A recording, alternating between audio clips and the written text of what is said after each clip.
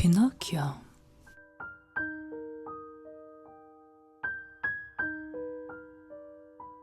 Эрт үр цагт Итали улсын нэгэн тосгонд Жепето нэртэй нэгэн хөгшин модоор цаг хийж заран амьдардаг байжээ. Түүний цагны дэлгүүрт бүх цаг нь тог тог тог тог хэмээн дуугарх нь сонсголонтой аж. Хөгшин эр ажилдаа үнэхээр хайртай, дурлаж хийдэг бөгөөд цаг хийхээс бусад үед тэрээр гониглон суудаг байж гин. Учир нь бүхий л амьдралдаа тэрээр ганцаархнаа байсан бөгөөд хайрлаж хамтдаа тоглох хүүхэдгүй учраас тэгж гонигддаг байж гин. Ийм бодсоор нэгэн өдөр бяцхан хүү мэт модон хүүхэлдээ сэлжээ. Тэр хүүхэлдэйн гар хөлийг хөдөлж болдог уран гой хийсэн ба түүнд зориулан хувцас бас уралжээ. Тэрээр бяцхан хүүхэлдээгээ Пиноккио хэмээн нэрийдэж модон тавир дээр тавилаа. Тэр шөнө цонхны цаана маш том од гялтганан харагдана. Жепето хөгшин тэрхүү одыг ажиглан харах зураа. Энэ модон хүүхэлдээ үнэхээр миний хүүхэд байсан ч болоосой хэмээн чин сэтгэлээсээ хүссэн ч энэ нь боломжгүй зүйл гэдгийг тэрээр хэдийн мэдэх билээ. Тэр шөнө өнөөх том од хөгшин эрийн герт нисэн ирж цэнхэр шидтэн болж хувирав. Тэрээр Пиноккиод хандан жижиг модон хүүхэлдээ өглөө гэхэд чи жинхэнэ хүүхэд шиг ярьж алхах болно. Хизээ нэгэн цагт өөрийн зориг болон үнэнг нотолсон үедээ чи жинхэнэ хүүхэд болж магадгүй юм хэмээн хэлэх үед Пиноккиогийн нүд нээгтгэн тэр. Шидэд дагин дахин Пиноккиод чамд зөв сонголт хийхэд чинь энэхүү бяцхан туслах ноён царцаа чамд туслах болно гэж хэлээд цонхоор гарan шөнийн тэнгэрт нисэн одов.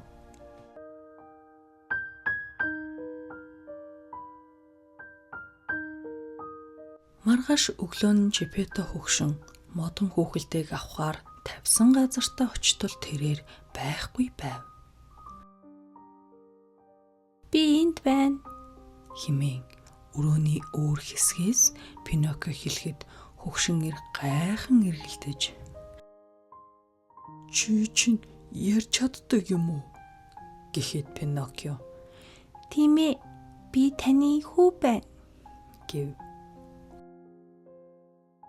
Яаж ийм зүйл байж болох вүлээ хэмээн Жепето гайхширч хэсэг алмарын зогссноо модон хүүхэлдэйг тэрвэрэн Миний хөө хэмээн ихэд баярлан доороо бүжиглэн эргэлдэв. Нэгэн өдөр Пиноккио би бусад хүүхэд шиг сургуульд явмаар байна гэхэд Жепето тэгэлгүй яах вэ гэв. Гэсэн ч хөгшин эрд Пиноккиод сургуулийн хэрэгсэл авах мөнгө байсангүй. Тэрээр маргааш нь түүнд сургуулийн хэрэгсэл болон ном авч өгөөд за одоо чи сургуульд явж чадхаар боллоо гэв. Пиноккио аава таны дулаан хүрэм хайцсан юм бэ гэхэд хөгшин эр тэрэнд санаа зовох хэрэггүй хүү минь юу ч болсон чи сургуульд явж чадхаар боллоо гэд өөрийн хүрмээ сургуулийн хэрэгсэл номоор сольсноо түүнд хэлхийг хүссэнгүй гараа даллан өлдөв.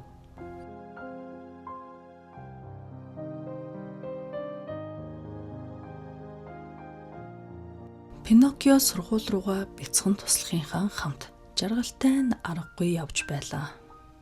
Явах зам дагуу нэгэн үнэг болон муур тэдэнтэй тааралдав. Үнэг ийм сайхан өдөр хаашаа явна гэхэд Пиноккио сургууль руугаа явж байна гэхэд үнэг маш сайхан өдөр байна.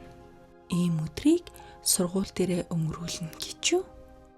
Бидэнтэй хамт үзэсгэлэн рүү явлаа хэмээгээд Пиноккиогийн мөрөөр тэрвэн үзэсгэлэнгээс чи зөндөө юм сурах болно гэв. Пиноккио үнэхээр үү гэхэд үнэг үнийг надад таатаг гэлээ. Пиноккиогийн бяцхан туслах Пиноккиод хандан үнэг яг юунд тухай ярьж байгааг бид сайн мэдэхгүй шүү дээ гэж анхааруулв. Пиноккио за яах вэ? Яваад үзье хэмээн цуг алхацгаав. Тэнд очтол цагаан хувцастай хүн үүдэнд зогсон. Альвэ дотогшоо орцгооч. Ийшээ яваарай. Тасалбараа эндээс ав.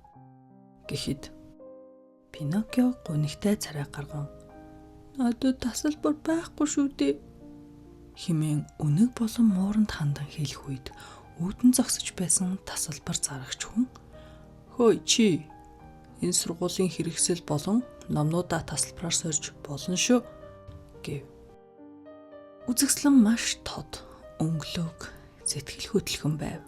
Пиноккио тэр үед сургуулийн хэрэгслүүдэд зарж тасалбар авч болох юм байна гэдгийг ойлгож гин бяцхан туслах Пиноккиод хандан болохгүй бид буцаад явхад л болно шүү дээ хэмээн хэлэхэд хинч түүнийг сонссонгүй. Аль хэдийн үзэсгэлэн рүү бүгд орцгоожээ. Хүүхэлдэйн жүжигний үзүүлбэр болж байхыг Пиноккио харав. Би ч гэсэн хүүхэлдээ яг адилхан ингэж бүжиглэж чадна гэд тайзан дээр гарч бүжиглэж эхлэв. Гэтэл хэн нэгэн энэ хүүхэлдэйг хараач түүнд уйсан утас байхгүй байна хэмэв. Утасгүй хэмээн өөр нэгэн гайхав. Эргэн тойронд бүгд инээлдэн тайз руу зоосон мөнгө шидэж байлаа. Энэхүү үзэгдлийг харсан үзүүлбэрийн зохион байгуулагч за яах вэ хэмээн эрүүгээ эмрэн энэ утасгүй хүүхэлтэй намайг баян болгоно гэж бодон түүнийг хулгайлахаар шийдэж Пиноккиог шувууны өрөндхийн түгжиж орхив. Пиноккио хөөе намайг гаргаач туслаарай хэмээн хашгирч байхад түүнийг сонсох хинч байсангүй. Зөвхөн бяцхан туслахал түүнийг сонсон шувууны үрнээс гаргах гэж хичээж байлаа. Гэвч туслах цоожийг нээж чадахгүй л байлаа. Би гацчихлаа. Яагаад ийм зүйл тохиолдов? Хэмээн Пиноккио уйлж эхлэв. Гэнэт Пиноккио шидэт дайныг санав. Гуйж байна. Надад туслаач гэж амандаа бовтноход дайгин тэр даруй гарч ирэв. Шидэт дайгин надад хэлээч. Чи яаж энэ торонд орсон юм бэ Пиноккио? Гэхэд бяцхан туслах. Түнд юу болсныг хэл гэж сандран хэллээ. Пиноккио би хулгайд игтчихсэн юм гэв. Шидэт дайгин үнэхээр тийм гэж үү? Хэмээн хөмсгөө өмшрөлдүүлэн лавлахад Пиноккиогийн хамар сунаж эхлэв. Пиноккио тийм ээ хулгайлагдсан 2 том хүн бишээ 4 хүн гэд ярьж байх зуурт хамар нь бүр урт сунав. Пиноккио тэд миний номнуудыг авсан. Тэгээд энд авчирсан. Энэ торонд хорсон гэхэд хамар нь бүр л урт сунав. Пиноккио хамарнаасаа өөр зүйл харж чадхааргүй болтолсон. Пиноккио яагаад миний хамар ийм том болчих вэ хэмээн уйлав. Шидэт дайгин чи үнэн гэж юу болохыг мэдэх ёстой хэмээн чанга дуугаар хэлв. Би ч гэсэн тэгэж бодож байна. Би энд үзэгслэн үзэхээр өнөг муурх хоёртой хамт ирсэн гэж хэлмэгц түүний хамар богиносов. Пиноккио үргэлжлүүлэн би тасалбар авахын тулд номнуудаа зарах ёстой болсон гэхэд шидэт дайгин ёстой болсон хэмээн түүний үгийг давтахад Пиноккио би тасалбар авахын тулд номоо зарахаар шийдсэн гэхгээд л тэгээд энэ торонд намайг хэн нэгэн авчирсан гэхэд түүний хамар богиносов. Хамар нь хэвийн хэмжээнд очиход бяцхан туслах. Сайн байна, Пиноккио, сайн байна хэмэв. Шидэт дайгин ойлголоо. Би чамайг эндээс гарахад туслая хэмээн саваагаар торыг дохиход модон хүүхэлтэй торноос гарсан байв. Мөн энэ чинийх гэхэд сургуулийн шинэ хэрэгсэл номнууд Пиноккиогийн гарт нь байв. Шидэт дайгин санаж яваарай. Дараагийн удаа чи зөв зүйл хийх ёстой шүү гэж хэлэн яваад өгөв. Пиноккио буцан сургууль руугаа явлаа. Тэнд нэгэн тэрэгч тааран "Хөөе, чи унаж үзмээр байна уу?" хэмэв. Пиноккио "Үгүй, би сургууль руугаа явж байна" гэхэд "Чи надтай хамт явбал хурдан очино" гэлээ. Гэхдээ тэр хаашаа явна гэдгээ хэлсэнгүй. Гэтэл Пиноккио "За яах вэ? Би тантай хамт сургууль руу явъя" гэв. Тэрэгч "Жаал минь, чам шиг хүүхдүүд яагаад сургуульд явдаг гэж бодож байна?" гэхэд Пиноккио "Юм сурна, өсөн дэмжин, бас юу хүснээ хийх болно" гэхэд "Яг одоо би чиний хүссэн зүйлийг хийж чадна гэвэл чи яах вэ?" гэхэд Пиноккио "Яг одоо юу?" гэхэд "Тийм ээ, бодоод үз. Номнуудаа хай, сургуулаа ч гэсэн хай. Яг одоо бүх төрлийн чихэр идэх боломж байна гэвэл чи яах вэ?" гэхэд Пиноккио "Бүх чихрийг үү?" "Тийм ээ. Мөхөөлдөөс болон бүхий л хамттан усанд сэлж тоглоод л энэ бүгд бол ертөнцийн арал юм шүү дээ" гэхэд Пиноккио "Ертөнцийн арлаа?" Тэрэгч "Чам шиг хүүхдүүдэд хамгийн гоё газар шүү" гэхэд бяцхан туслах. Пиноккио түүнд битгий итэг гэхэд тэрэгч "Юу хүлээн вэ? Ертөнцийн арал хаана байдгийг би мэднэ. Өнөөдөр чиний азтай өдөр байна. Жаала. Чи юу гэмээр байна да?" гэхэд Пиноккио "Алив, явцгаая. Би ертөнцийн арал дээр очмоор байна" гэхэд бяцхан туслах дэмийл толгой бүхийн уулга алтхан тэр. Хэсэг хугацааны дараа тэрэгч зогсоход харанхуйд "Энэ тэргэнд жаал хүү байгаа юу?" хэмээн хачин хоолойтой хүн тэрэгчээс асуув. "Тийм ээ" хэмээн тэрэгч Пиноккиог барьж аван газар шидэв. "Энэ одоо чинийх. Надад төлбөрөө төл" гэв. Тэрэгчид тэр хачин хүн ямар нэгэн зүйл өгөхөд тэрэгч яваад өгөв. Пиноккио "Энэ бүгд юу гэсэн үг лээ?" гэж бодсон ч эргэн тойрноо харан тэднийг тоохон болов. Тэрэгч худлаа яриаггүй байжээ. Тэнд маш олон төрлийн чихэр мөхөөлдөс байлаа. Түүнтэй ижил олон хөвгүүд шавайгаа хантал идэж өдөржин тоглоно.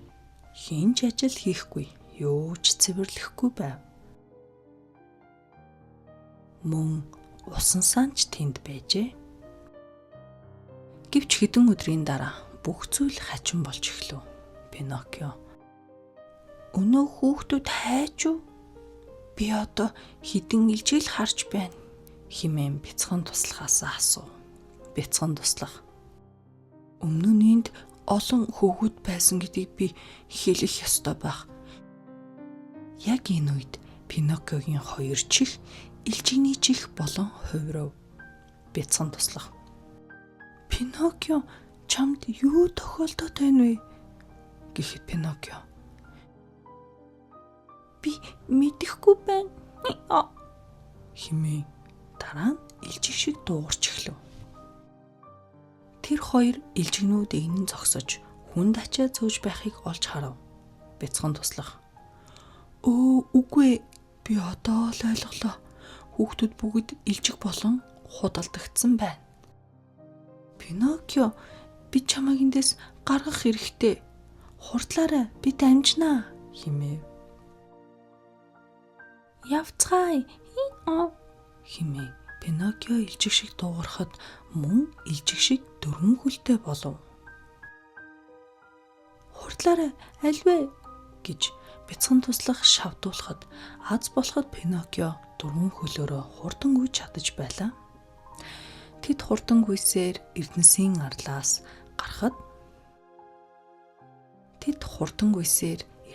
арлаас гарахад далайн хавцлын ирмэг дээр зогсож байлаа. Өршөөгөрөө ирхмээ. Хэмээн Пиноккио зогсоол дээр буй хүнд хандаж хэлв. Би Жепетто гэх нэртэй хөгшин нэрийг хайж байна. Та түүнийг таних уу? Хэмээн элжиг шиг дуугарав. Тэр хүн. Та ханиад өрөх гэж байгаа юм шиг байна. Жепетто. Нэг өглөө хүүхэд нь гарч яваад эргэж ирээгүй гэж байсан тэр хөгшин үү? Тэр түүнийг хайхаар зав худалдаж авсан гэсэн.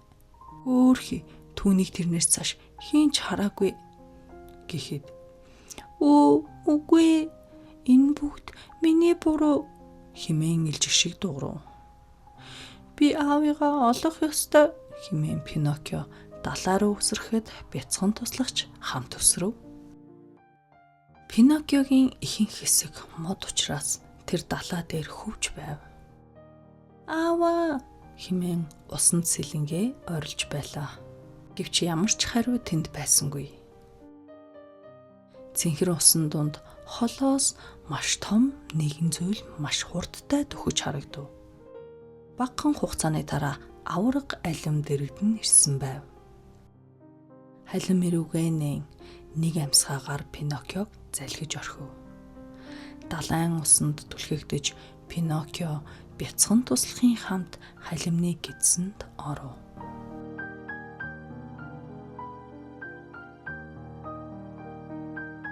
Бяцхан туслах. Чи зүгээр үү? Гэхэд би зүгээрээ хэмээн хөгшин ирийн хоолой сонсогдов. Пиноккио. Байцаарай. Аава, энэ та юу? Гэхэд тэр хариулсан хүн нь Жепетто хөгшин байлаа. Пиноккио. Аава, энэ би байна, Пиноккио хэмээн хэлэхэд Жепетто. Миний хүү, би зүүдэлж байна л гэж бодлоо гэд тэднийг хараад ихэд баярлан тэврэлтэв. Жепетто. Хараач, надад оройн хоолнд зориулсан 3 ширхэг захас байна. Гэхэд Пиноккио.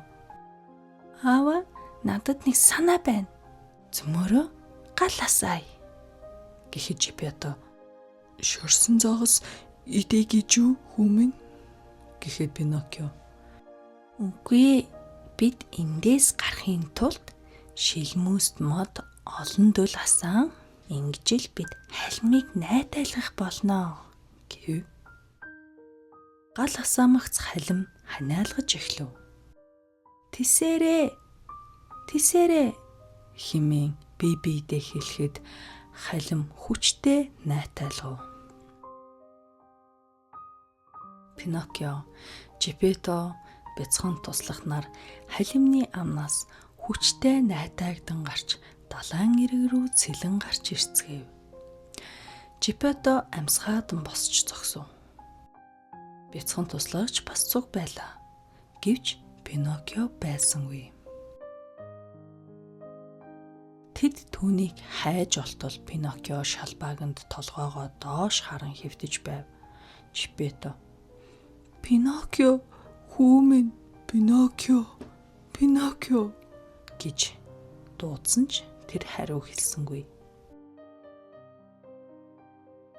Тэд хэдийн түүнийг аврахад оройтсон байлаа. Жепето болон бяцхан туслах хоёр хэдийн норсон шалбайг болсон Пиноккиог харан уйлж байлаа. Гэтэл гэрэл гэлбэж шидэд дагин гарч ирэн. "Пиноккио" гэж дуудан. "Чи аавыгаа аварсан. Чи зориг болон үнэн баталж харуулж чадлаа" хэмээн түүний толгой дээр саваагаан дохин "Одоо чи жинхэнэ хүү болж болно" гэж хэлв. Пиноккио сэрэн өөрийн жинхэнэ гар, жинхэнэ хөлөө үзээд "Хараач аава, би одоо жинхэнэ хүүхэд болчихлоо шүү дээ" хэмээн уйлав. "Тийм ээ, тэглээ хүү минь" гэж Жепето бас уйлав. Шидэдтэй энэ бяцхан туслахтаа "Явцгаая" гэж хэлэн гэрэл гэлбуулж алга болцгоов. Харин Жепето хөгшин өөрийн хүү Пиноккиогийн хамт урт удаан аз жаргалтай олон жилүүдийг хамтдаа өнгөрүүлж гинэ.